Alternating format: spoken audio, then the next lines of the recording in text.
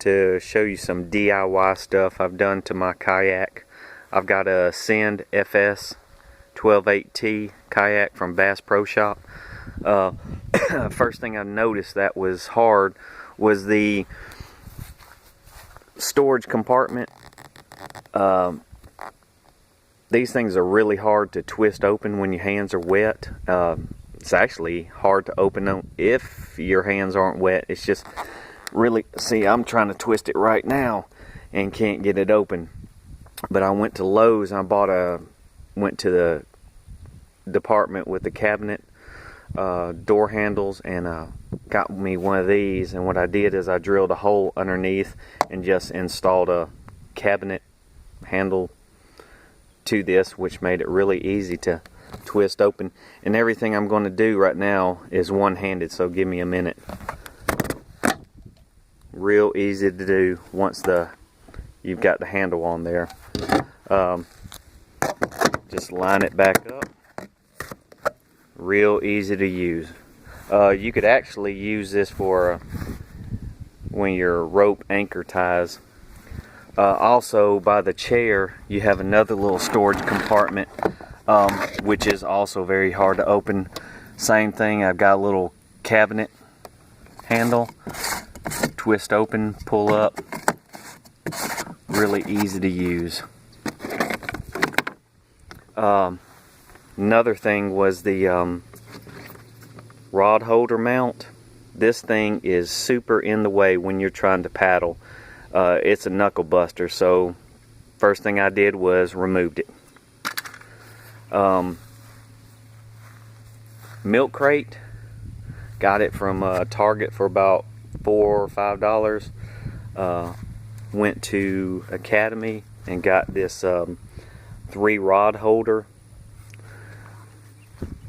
Assembled it, screwed it in, put it to the back. It's very secure. Also installed these little rope with some D-rings for each one, so if I'm out and tump over, it'll hold on to my hold my poles down so I don't lose them. Also installed this 1.5 inch PVC pipe.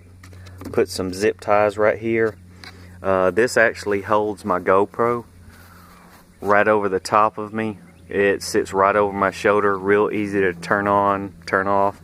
And also put a rope with a D-ring. It's got the flotation device, but you know, just in case anything happens, it's still secured.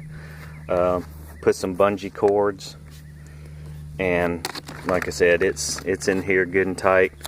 Which went to Academy also and got some of these planos. The larger ones here I keep for my saltwater stuff.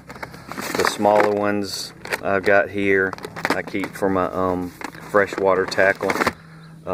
This FS 128T Ascend I've taken out in the Gulf saltwater fishing, and I actually take it on the Coosa River on the rapids. Handles very well, no complaint. The only other DIY stuff I've done to it, I've got this ram mount for my Lowrance depth finder. This one was actually made just for the Lowrance, which has the connection built on.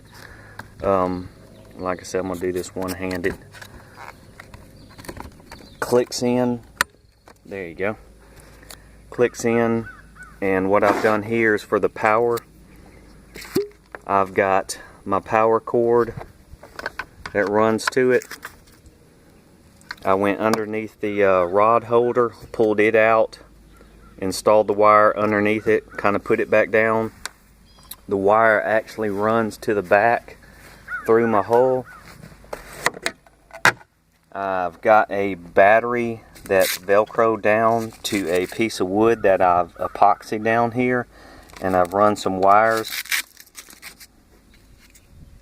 that go to the Lowrance. So all I gotta do is just plug it up. All I gotta do is plug it up and good to go. This is a little makeshift also. 1.5 inch PVC with an elbow, 90-degree elbow.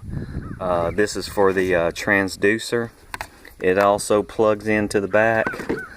And what I got is a bungee cord little jar that I got, and I drilled a hole on the top for the cord to come out of. I didn't glue this together because I can take it apart and fold it in half, make it easier for transport. It actually fits right into this hole perfectly. Right here I installed a paddle connectors. To the side I've got one facing up and it folds down, one facing sideways, and once you put this together,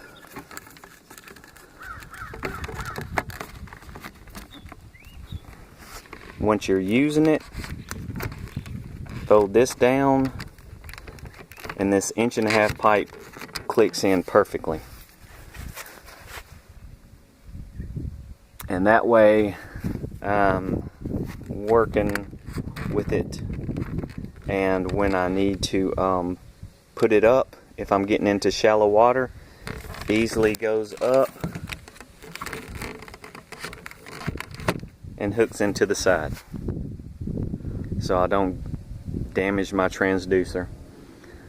Other than that, that is about it as far as my DIY on this kayak. I'll be doing some other videos, hopefully getting some fishing videos in pretty soon, so stay tuned.